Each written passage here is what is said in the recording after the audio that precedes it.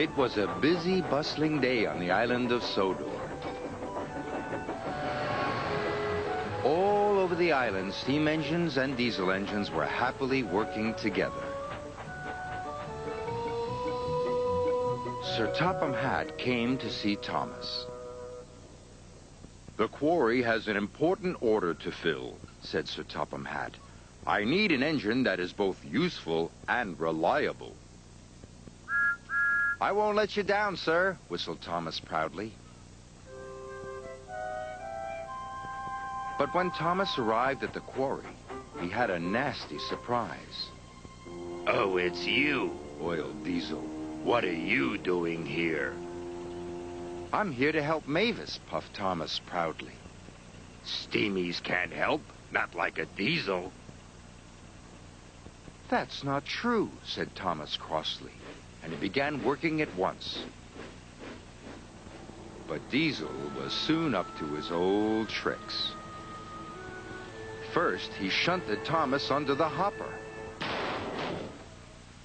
"Cinders and ashes," spluttered Thomas. Then, when Thomas let off steam, Diesel sniffed loudly.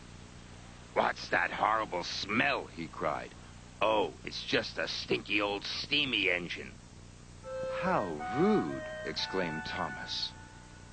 "No wonder Sir Topham Hatt is thinking of scrapping steamies." "I don't believe you," huffed Thomas. But he was upset.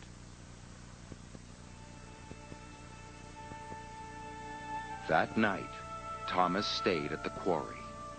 But he couldn't sleep. "What if Diesel is right?" Thomas said sadly. "What if Sir Topham Hatt scraps all of us?"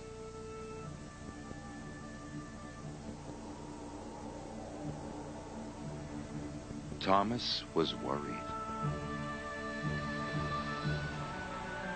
The next day, Salty had arrived. "Ahoy there, me hearties! Fresh diesel from the mainland!" After he had been refueled, Diesel's engine started to rev faster and faster. "Ha, ha," he chuckled. "This new fuel makes my axles tingle." "Coal doesn't make my axles tingle," sighed Thomas. "I wish I could have fresh fuel." Even Mavis was excited by the new fuel. "Oh, my," she said. Thomas was feeling left out. Soon Diesel was showing off. "I'm the fastest engine in the world," he boasted. "Look at me go!" Suddenly, Diesel's engine coughed. Then it started to splutter. Black, smelly smoke billowed from his exhaust. "I feel sick," wailed Diesel. Mavis started billowing smoke, too. "So do I," she groaned. The quarry manager was upset. "It's the new fuel," he cried. "Water must have leaked into the tanks." Soon all the other diesels had broken down. Harry, Bert, and even Salty had ground to a halt. So Sir Topham Hatt telephoned the quarry manager. And the quarry manager came to see Thomas. "You are to collect fresh diesel from the fuel depot." "Right away, sir," whistled Thomas. And he steamed out of the quarry as fast as he could.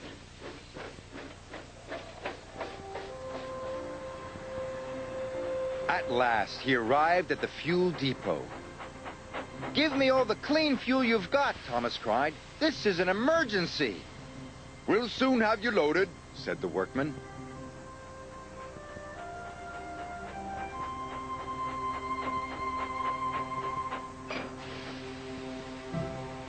Thomas was soon loaded with trucks carrying fuel drums.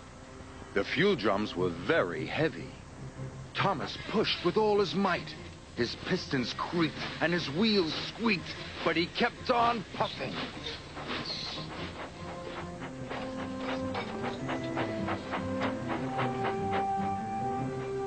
Thomas trundled all over the island with fresh fuel for everybody.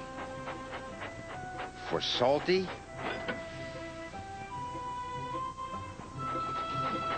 for Ari and for Bert. Thomas was feeling very tired, but he still had one more delivery to make. At the quarry, all work had stopped. Diesel was as green as a leaf. Mavis was feeling very glum. Then they heard a wonderful noise. It was Thomas.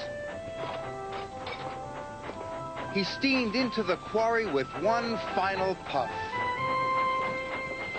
"I made it!" he cried. Mavis and Diesel had all the bad fuel drained out of their engines, and all the good clean fuel poured in. "Marvelous," sighed Diesel. "Thank you, Thomas," purred Mavis.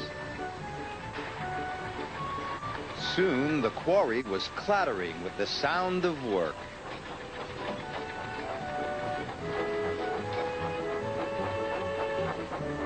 And finally, the important job was done.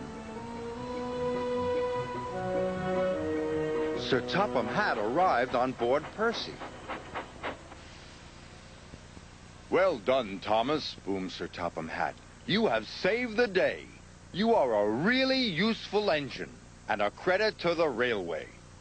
"Thank you, sir," puffed Thomas proudly. And even Diesel had to admit that Thomas is a very special engine, even if he is a steamy.